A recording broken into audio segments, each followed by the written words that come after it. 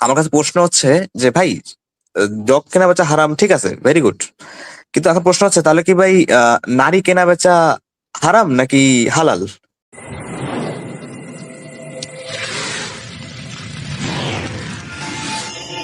আচ্ছা, আমরা এখন যুক্ত করছি আমাদের একজন গেস্ট, মানাস প্রাইম। আপনি যুক্ত হয়েছেন। হ্যালো, শোনা যাচ্ছে আমাকে? হ্যাঁ, শুনতে পাচ্ছি। ভাই, আপনার আচ্ছা। ধর্মীয় পরিচয়টা একটু বলবেন? আহ আমার ধর্ম পরিচয় হচ্ছে, আমি একটা মানে কি আবার লিবারাল মুসলিম ফ্যামিলিতে বড় হয়েছে। মানে মুসলিম, মানে তারা মুসলিম, তারা নাস্তিক পিতামাতা। এন্ড আমি আসলে এটা নিয়ে পরে ঘাটাঘাটি করে দেখলাম যে তারা সঠিক না ভুল। আমি যেটা তাদের ছোট থেকে প্রশ্ন করতাম, তারা আমাদের খুব যুক্তিযুক্ত উত্তর দিত, এবং আমি বাস্তবের সাথে মিলাই দেখার চেষ্টা করি, এবং অনেক মিলও পাই। তো সেটা নিয়ে আমি মনে করি আলোচনা করাটা একটু বেটার, রাইট? না, না, আপনার ধর্মীয় পরিচয় বলতে আমি এটাই জিজ্ঞেস করছিলাম যে আসলে আপনি একজন নাস্তিক, আস্তিক, মুসলিম, অন্য ধর্মের কিনা? তাহলে আপনি মুসলিম পরিবারে জন্মগ্রহণ করেছেন এবং এখনো আপনি ইসলামকে সত্য না, হিসেবে মুসলিম পরিবারে তো এটা বলা যাচ্ছে না, কারণ আমার তো পিতামাতা তো নাস্তিক না। এখন মুসলিম পরিবারে কিভাবে বলবো? নাস্তিক ছিলেন আপনার পিতামাতা? আচ্ছা। না, তারা তো আছেন এখনো। আ আমি পরিষ্কার শুনতে পাই না ভাই। আবার আরেকটু বলবেন? মানে ব্যাকগ্রাউন্ড দে নয়েজ আর কন্টিনিউয়াস, দে আর স্টিল স্টিল নাস্তিক। মানে তারা এখনো নাস্তিক আছেন। হুম। হ্যাঁ, হ্যাঁ, হ্যাঁ, হ্যাঁ, নাস্তিক হ্যাঁ। আছেন এখনো? Yes, yes. ও আচ্ছা, আচ্ছা। আচ্ছা, কিন্তু তো আপনার পরিচয়টা ঠিক ভিন্ন, তাই না? মানে নাস্তিক মানে তারা ইসলামে বিশ্বাস করে না। হ্যাঁ, তারা নাস্তিক, ঠিক মানে আছে। তারা মোটেও নাস্তিকতা বাদ দিলাম। ঠিক আছে। এটা হচ্ছে আপনার পরিবারের পরিচয়। আর আপনার নিজের ধর্মীয় অবস্থানটা কোথায়? আমার ধর্মীয় অবস্থান, মানে আমার ওরকম কোনো পার্সোনালি কোনো ধর্মীয় অবস্থান নাই। অ্যাজ ইউজুয়াল, মানে রিয়েলিটি বলতে কোনো ওরকম কিছু না। মানে থাকলেও কোনো সমস্যা নেই, না থাকলেও কোনো সমস্যা নেই। মানে আমি ওরকম ভাবে কোনো নির্দিষ্ট ধর্মের প্রতি আকৃষ্ট নই। কিন্তু আমি ইদানিং কালে বিশেষ করে ইসলামে অনেক সমস্যা দেখছি।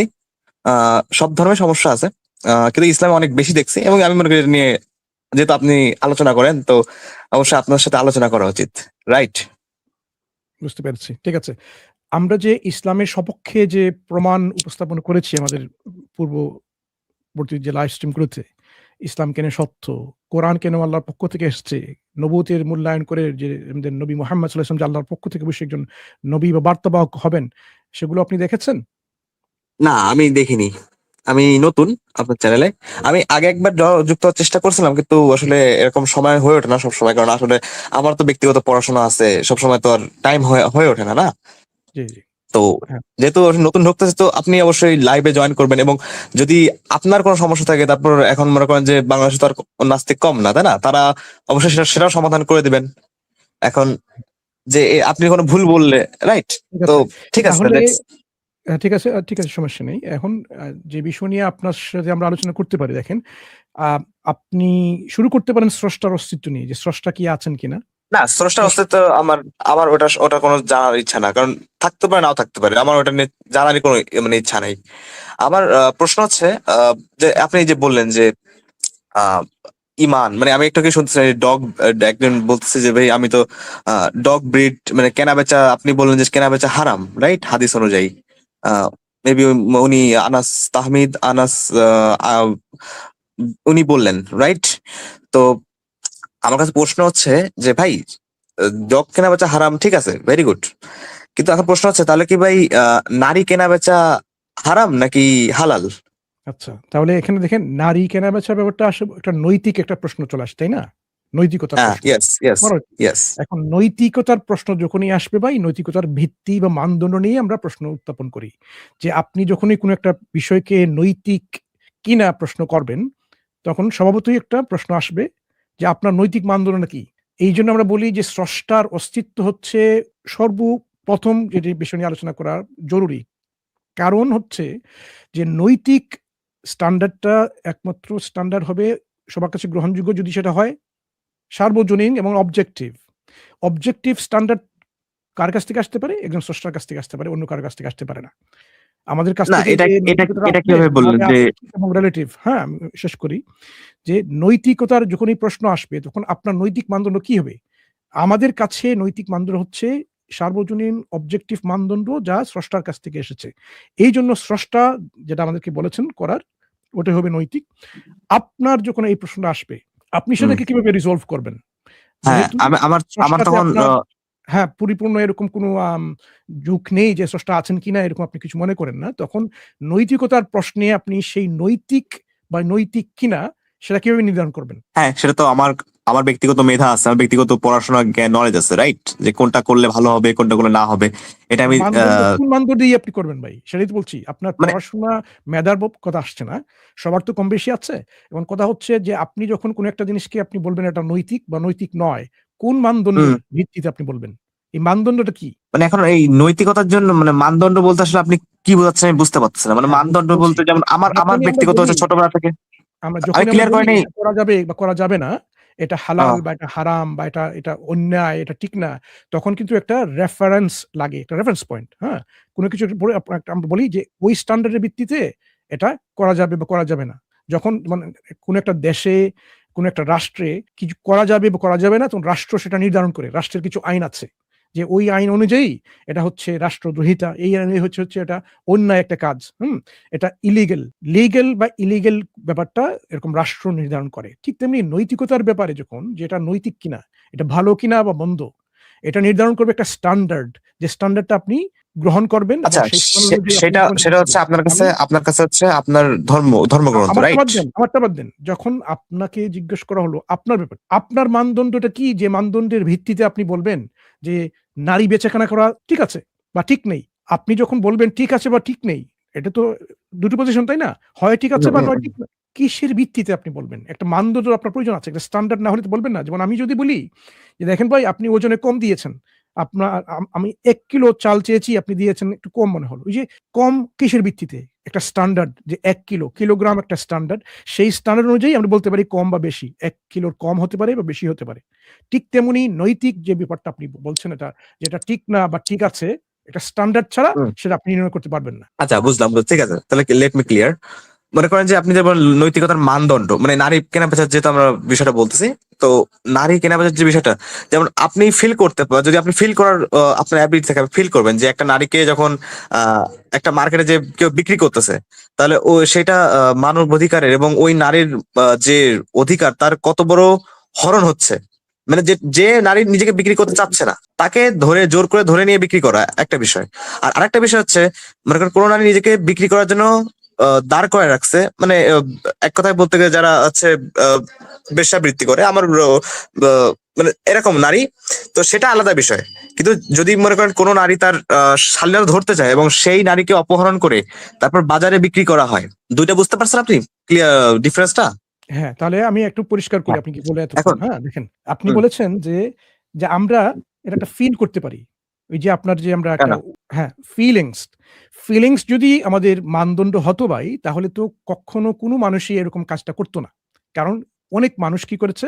ইতিহাসে আমরা দেখি, হ্যাঁ? ইসলামের অনেক পূর্ব থেকেই শুরু করে নারী বিক্রি হয়েছে।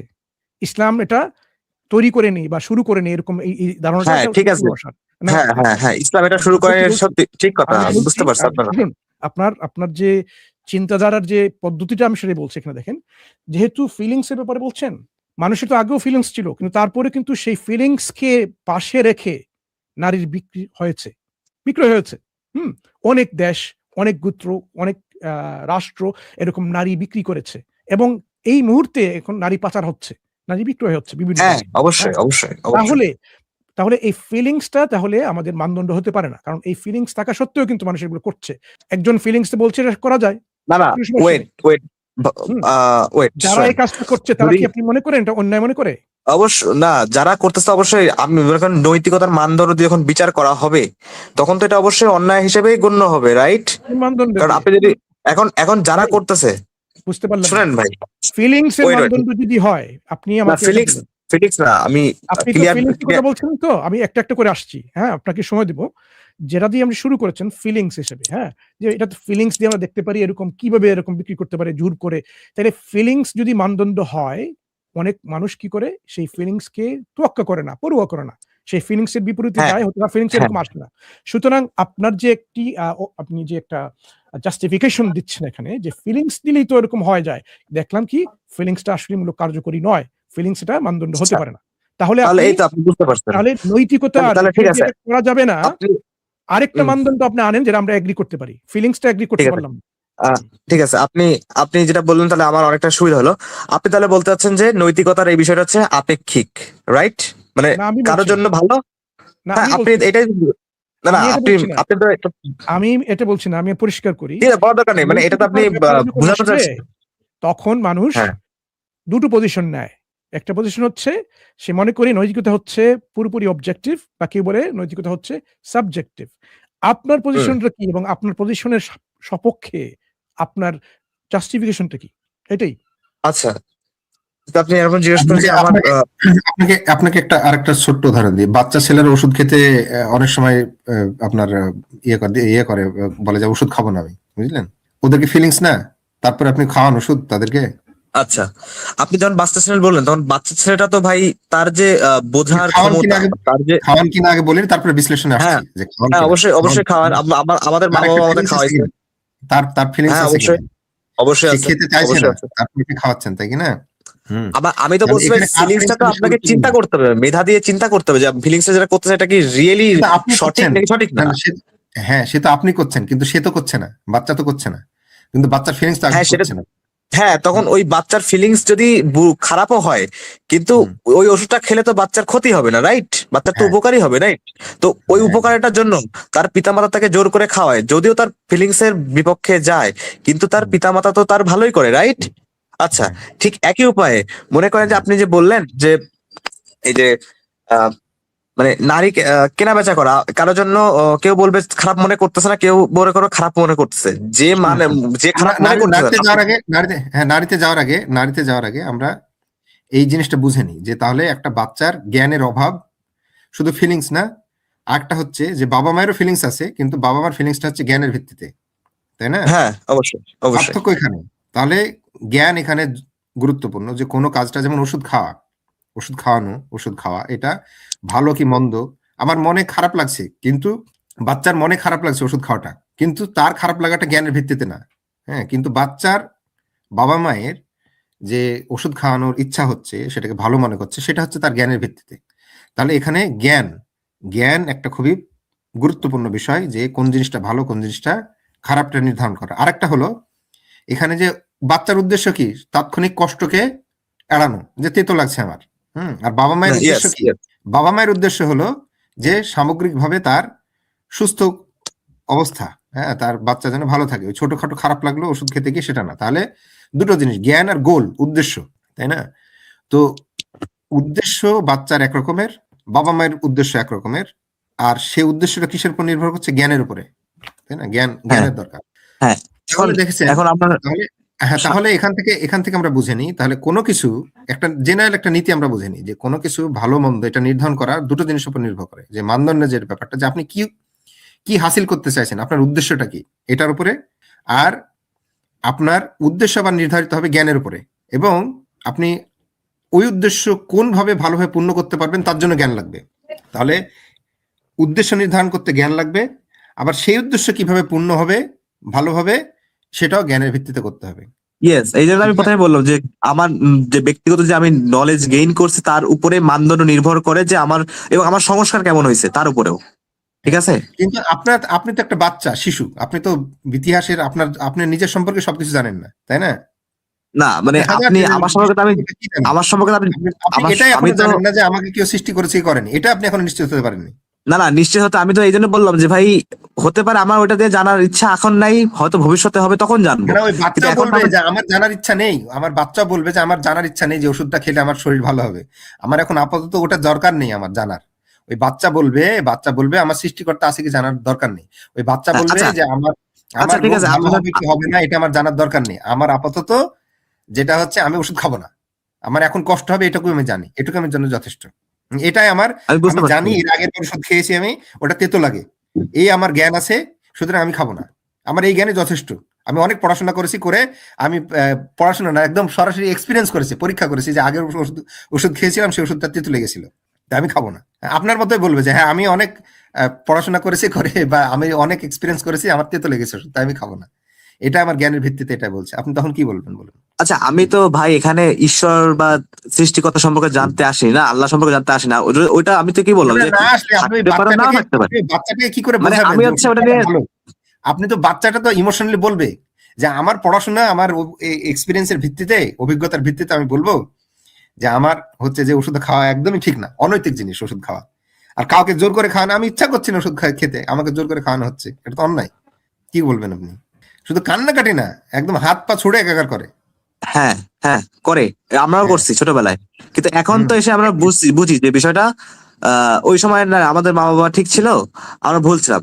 এই ঠিক একইভাবে যখন আপনি যেটা বললেন যে সৃষ্টিকর্তা আছে আমি নিজে জানি না। এখন যখন আমি ওইখানে যাবো, তখন তো আমি বললাম যে তখন যখন জানার প্রয়োজন হবে তখন আমি জানবো। এখন আমার ওইটা জানার দরকার নেই। এইজন্য না তো আমি না, ওইটা ওষুধ জিজ্ঞেস খাওয়ানোর করিনি। জন্য ওষুধ না, ওষুধ খাওয়ানোটার জন্য যেমন বাচ্চার জানার দরকার আছে ওষুধের সঙ্গে পরবর্তীতে কি হবে, যে আমার শরীর সুস্থ হবে। ওষুধের সঙ্গে রোগের সম্পর্ক কি? হ্যাঁ, বাবা মায়ের সঙ্গে আমার সম্পর্ক কি? বাবা মা আমার কল্যাণ চান। হ্যাঁ, এখন যে বাচ্চা নিজেই নিশ্চিত না আমার বাবা মা কি কে আছে, আমার নিশ্চিত চান কিনা, হ্যাঁ, যে তারপরে আমার জন্য যে ওষুধটা রেখেছেন, ওষুধটা খাওয়াচ্ছেন, সেটার দ্বারা তারা কি উদ্দেশ্য পূর্ণ করছে।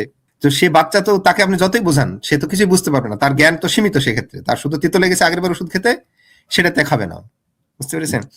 ঠিক একইভাবে আচ্ছা, আমরা ঠিক যদি আছে। না জানি যে আমাদেরকে আচ্ছা, কে মনে সৃষ্টি করেন আমি করেছেন, আমি আমি আমাদের জন্য আমি মনে আমাদের করেন জন্য এখানে আমি জাস্ট শেষ করে নিই, জাস্ট একটা, আমরা যদি না জানি যে আমরা কেন আমাদেরকে সৃষ্টি করেছেন, আমাদের সফলতা কোথায় রেখেছেন, কোন জিনিস তিনি আমাদের জন্য পছন্দ করেন, আমাদের আলটিমেট গোল কি, উদ্দেশ্য কি, হ্যাঁ, তারপরে তিনি আমাদের জন্য কল্যাণ কি চান না তার তিনি জ্ঞান আছে কি, জ্ঞানের ভিত্তিতে কোনো নির্দেশনা দিচ্ছেন কিনা, এটা না জানলে আমরা কোনো কিছু ভালো মন্দ এটা নির্ধারণ করতে পারবো না। সবভাবে আপেক্ষিক, আপনার জ্ঞানে বলবে একটা, আরেকজনের জ্ঞানে বলবে আরেকটা। যেমন ধরুন যে নাস্তিক, কোন যে নাস্তিক নারী পাচারকারী হয়, বুঝতে পেরেছেন, সে কি বলবে জানেন? সে বলবে কি ব্যাপার, ওগুলো সব আলটিমেটলি সব পদার্থ থেকে তৈরি হয়েছে, অণুপরমাণু থেকে তৈরি হয়েছে, জড় পদার্থ। সে ইচ্ছা করলো, দুদিন পরে ইচ্ছাটা, ওটা হচ্ছে একটা হচ্ছে শারীরবৃত্তীয় প্রক্রিয়া, মানে একটা ফিজিক্যাল একটা রেসপন্স কোন জিনিসের। আমরা যেমন কোন জিনিসের ভয় পাই, এটা হচ্ছে প্রাকৃতিক ভাবে তৈরি একটা এই আপনার কি বলে বিরোধিতা। হ্যাঁ, মানে প্রত্যেকে বাঁচার চেষ্টা আছে, প্রত্যেকে চায় তার ইচ্ছা ফলাতে। সুতরাং যে কেউ তার বিরুদ্ধে কিছু করলে সেটা সে বিরোধিতা করবে, ওটা পদার্থগত একটা ব্যাপার। তারপরে আবার যখন হয়ে যাবে তখন আপনি মানিয়ে নেবে, আবার মরে যাবে, আবার পদার্থে পরিণত হয়ে যাবে। সুতরাং এখানে কেনা বেচা হলো কি না হলে এটা কোনো ব্যাপার না। আলটিমেটলি 60-70 বছর পরে সবাই মাটিতে পরিণত হয়ে যাবে, পদার্থের পরিণত হয়ে যাবে। একজন নাস্তিক এইভাবে বললো, তার বদলে কি হচ্ছে যে না, এই বিক্রি করার ফলে আমার আমার টাকা পয়সা ইনকাম হচ্ছে, আমার একটা ভালো হচ্ছে জিনিস, হ্যাঁ, আমি 2-5 জনকে খাওয়াতে পারছি, এ করছি, এই হলো যে ব্যাপার। ও বলবে এইরকম করছি, বরং ওই মেয়েটাকে, নারীটাকে বিক্রি করে, ও বিক্রি করলে কোনো আপাতত কোনো পার্থক্য পড়ছে না, যে পদার্থই থাকছে। এরকম ভাবে একজন নাস্তিক যুক্তি দিতে পারে। আপনি কি বলবেন তখন? ও বলবে যে একদম নিশ্চিত জ্ঞানের ভিত্তিতে। তবে এলোপাথারি প্রক্রিয়ায় সৃষ্টি হয়েছে জগৎ। সুতরাং এখানে ওই যে এগুলো হচ্ছে যে এভলিউশনারি একটা প্রসেস, এভলিউশনারি একটা আর্জ, যে সার্ভাইভাল, তারপর নিজের ইচ্ছা ফলানো। হ্যাঁ, তারপরে উদাহরণ দিয়ে বলবে যে তুমি তো রাষ্ট্রে থাকো, তুমি যা ইচ্ছা সবকিছু করতে পারো। তুমি তুমি ভাই, আমি তো এটা উদাহরণ দেইনি ভাই। এটা আপনি আমাকে কেন বলছেন? আমি তো ওই উদাহরণ আমি বলছি যে ভাই আমি এলোপাতারি, আমি তো এখনো ওইটা ক্লিয়ার করিনি। এলোপাথারি না, আপনাকে যুক্তি দেখাচ্ছি যে আপনার যে জ্ঞান, যে আপনি যে বললেন যে আমার জ্ঞান আছে, ওই একই রকম ভাবে মনসুর ভাই যেটা বলছিলেন, অন্য কেউ কিন্তু এই জিনিসটাকে জাস্টিফাই করে দেবে। বুঝতে পেরেছেন? আপনি বললেন যে বিবেক দিয়ে যাচাই করা, তাদের বিবেক দিয়ে এইভাবে যাচাই করবে তারা। আচ্ছা, আচ্ছা, ঠিক আছে, বুঝতে পারছি আপনার। কিন্তু যদি স্রষ্টা যদি থাকে, তাহলে একজন যদি মালিক থাকে, সে বলবে না, আমি প্রত্যেক মানুষকে স্বাধীনতা দিয়েছি, তুমি স্বাধীনতা বিক্রি করতে পারো না, যতক্ষণ না সে তোমার উপরে জোর জুলুম করবে। যেমন ইসলামের বিধান যে কোনো স্বাধীন মানুষকে দাসে পরিণত করা যাবে না, জোর করে কারোর উপরে জোর করে কিছু চাপানো যাবে না, তাকে বিক্রি করা যাবে না। বুঝতে আচ্ছা, পেরেছেন? আচ্ছা, রিয়েলি হ্যাঁ, আপনি যেটা বলেন আর একটা ঠিক আছে। ভিত্তি আছে, সে ইসলামের ভাই, ভিত্তি হলো এই। না, হ্যাঁ, ইসলামের নাস্তিকতা ভিত্তি হলো না, এই যে বলবে নাস্তিকতা। স্রষ্টা পরম যত্নবান, সবাইকে স্বাধীনতা দিয়েছে পরীক্ষার ক্ষেত্রে এখানে ঠিক যতক্ষণ না। আছে, মানলাম আপনি হ্যাঁ, কিন্তু একজন স্রষ্টা নাস্তিকের পক্ষ স্বাধীনতা থেকে, দিছে। একজন নাস্তিকতার পক্ষ থেকে তাহলে এটা কিন্তু প্রমাণ করতে পারবেই না, বরং নাস্তিকতা দিয়ে ওটাকে জাস্টিফাই করা যায়, নারী বিক্রি করা। বুঝতে পেরেছেন? তাহলে আপনি এখানে হ্যাঁ, একটা আমি তো বলতেছি ভাই, একটা ছোট্ট উদাহরণ আপনি ছোট্ট একটা উদাহরণ দেখতে পেলেন যে মানদণ্ডটা কেন গুরুত্বপূর্ণ এখানে। 1 নম্বর। 2 নম্বর, এই উদাহরণ থেকে আমরা বুঝতে পারলাম যে আপনি বললেন যে ধর্ম খারাপ। আগে আমরা প্রশ্ন করতে চাইছিলাম যে নাস্তিকতা যে খারাপ, সেটা এখান থেকে বুঝতে পারলেন আপনি। নৈতিক ভাবে নাস্তিকতা খারাপ একটা জিনিস। বুঝতে পেরেছেন? আর ঠিক আছে, এবার শুনি আমরা আপনার কাছ থেকে, আপনি কি বলবেন ভাই, বলুন। আমি যেটা জিজ্ঞেস করিনি সেটা নিয়ে হচ্ছে উনি আমাকে অনেক বেশি নলেজ গেইন করেছে। ওই তোরা ভালো শোনা যাচ্ছে আমাকে? হ্যাঁ, শুনে যাচ্ছে ভাই, বলুন। হ্যাঁ, তো এই যে মানে আমি বললাম তো যে নাস্তিকরা খারাপ হতে পারে, আবার যে ধার্মিক মানুষ, সেও খারাপ হইতে পারে, ইট ডাজন্ট ম্যাটার। এটা তো ওই ব্যক্তিটার মানে কি রকম সে কাজ করতেছে, কিরকম ভাবে তার কি করতে যাচ্ছে এটার উপর ডিপেন্ড করে। এখন আমার প্রশ্ন হচ্ছে এই যে মানে ওই ভাইয়ের নাম কি স্যার সারওয়ার সরোয়ার ভাই বললেন যে মানে আহ, কি বললেন ইসলামে হচ্ছে উনি বলছেন যে জোর করে দাস প্রথা করা বারণ, রাইট? এটাই বললেন উনি। আপনি ঠিক উল্টোটা শুনলেন। হ্যাঁ, না না, উনি বলছে কি উনি জোর বলছেন করে দাস জোর দাস করে রাখা যাবে না। কোনো স্বাধীন ব্যক্তিকে কোনোভাবেই হ্যাঁ এরকম আহ, তার অধীনস্থ নিয়ে আসা যাবে না, বিক্রয় করা হ্যাঁ যাবে হ্যাঁ, না। দাস বানানো যাবে না। হ্যাঁ, ঠিক আছে ঠিক আছে, দাস বানানো যাবে। আচ্ছা, যদি এরকমই হয় তো ভাই আমরা তো যখন আমরা একটু ইতিহাসের দিকে ব্যাকে যখন তাকাই, অথবা এই যে আমরা বেশি না এই গালফের কান্ট্রি গুলো যখন এখান থেকে 30-40 বছর আগে যখন প্রথম হচ্ছে ওই গালফ কান্ট্রি গুলো যখন মানে ইসলামের আন্ডারে আসতে শুরু করে, তখন আমরা দেখি যে যখন যারা ওই ইসলাম প্রচার করতে আসে, তারা ওইখানে যারা মানে নন মুসলিম থাকে তাদের আহ, মা বোনদের আহ, হরণ করে দাসী, যৌন দাসী বানায়। এবং এটা আপনার প্রমাণ একজন না, হাজার দেখান তো হাজার আপনার হয়েছে। আপনার এই বক্তব্যের পিছনে এই প্রমাণটা কি একটু দেখান তো। এখন আমি কোথা থেকে, আমি এখন মোবাইল থেকে আমি এখানে কিভাবে ঢুকাবো এখন? হ্যাঁ, আপনি না, আপনাকে আপনি ভাইয়ের এটা কিছু ভাইয়ের ভাইয়ের দাবিটাই ক্লিয়ার করছেন। না, উনি আসলে কি বলতে চাচ্ছেন এটাই ক্লিয়ার না। মানে গালফ আজকে আজকে থেকে 30-40 বছর আগে আচ্ছা গালফের কান্ট্রি গুলো ঠিক আছে, ইসলামের আন্ডারে আসে বুঝিনি। আমি বলতে চাচ্ছি যে তো যখন থেকে এই যে এই গালফ গালফ কান্ট্রি থেকে মানে এই সৌদি আরব থেকে যখন ইসলাম যখন এই ভারতীয় সাবকন্টিনেন্ট, তারপরে হচ্ছে এই ইন্দোনেশিয়া এই পর্যন্ত যখন আসে, তখন এখানের যে নন মুসলিম থাকে তাদের যে মা বোন দের তুলে নিয়ে যে যৌনদাসী বানানো, এটা কি করা হয়নি ভাই আপনাদের মতে? আপনি যে হয়েছে কিন্তু। শুনলাম তো আপনার প্রশ্নটা না, শুনেছি। করা হয়নি। হ্যাঁ, এটা তো হয়নি। এটা তো আপনি অনুমান ভিত্তিক বলছেন নাকি আপনি প্রমাণ সাপেক্ষে বলছেন?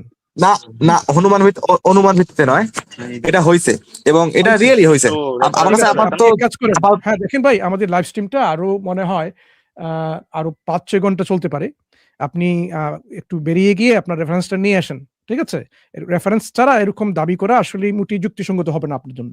কারণ সবাই আপনার বলবে এরকম যে আপনি আসলে অন্ধবিশ্বাস নিয়ে এরকম বলছেন। হ্যাঁ? যেহেতু আপনি একজন ক্রিটিক্যাল থিংকার হিসেবে পরিচয় দিতে চাচ্ছেন এখানে, অনুভূতিও যদি আসে তারপরেও আপনি মানুষের কল্যাণ চাচ্ছেন। এই ধরনের যে দাবিগুলো আসছে তার পেছনে প্রমাণটা কি আমরা একটু আমাদেরকে একটু শেয়ার করেন। ঠিক আছে? আমরা এখানে কিন্তু Okay. জাস্টিফাই করছি না। এরকম যদি করেও থাকে তাহলে তো সেটা আমরা মেনে আচ্ছা, নেব যে এরকম আমাকে এইটুকু বলেন। শুনুন, আমি বলছি ধর্ম থেকে গালফ এসছে। কান্ট্রিতে যদি এরকম হয়ে থাকে সেটা হবে তাদেরই কাজ, অন্যায় কাজ। ইসলাম সেটা সাপোর্ট করে না। কিন্তু তারপরে আচ্ছা, বলছি ওরা কি আসলে এরকম এইটুকু করেছে কিনা তার প্রমাণটা কোথায় এইটুকু আপনার? এইটুকু ক্লিয়ার করেন যে যদি করে থাকে তাহলে সে অপরাধ করছে। আগে এইটুকু আমাকে ক্লিয়ার করেন, যদি করে থাকে তাহলে সে অপরাধ করছে। এবং আপনি ইসলামের বিধান তো বলতে এবং হলো ভাই, ইসলামে থাকুক বা না থাকুক সে অপরাধ করছে, রাইট? অবশ্যই। ইসলামের তো একটা মানদণ্ড আছে, সেই ইসলাম মানদণ্ড অনুযায়ী অনুসারে সে অপরাধ করেছে। ইসলাম অনুযায়ী সে অপরাধ করেছে যদি কেউ করে থাকে। ওকে ওকে, ধন্যবাদ ধন্যবাদ আপনার এটার এই অপেক্ষায় আমি ছিলাম জানার জন্য। ধন্যবাদ। ওকে, ঠিক আছে, আমি হয়তোবা আজকে যদি না পারি, আমি আবার যখন আপনার স্ট্রিম থাকবে সমস্যা নেই। আমি অবশ্যই অ্যাড হবো। আবার ওকে। আসবেন। ঠিক আছে ভাই, আপনি ভালো থাকুন। হ্যাঁ? ঠিক আছে।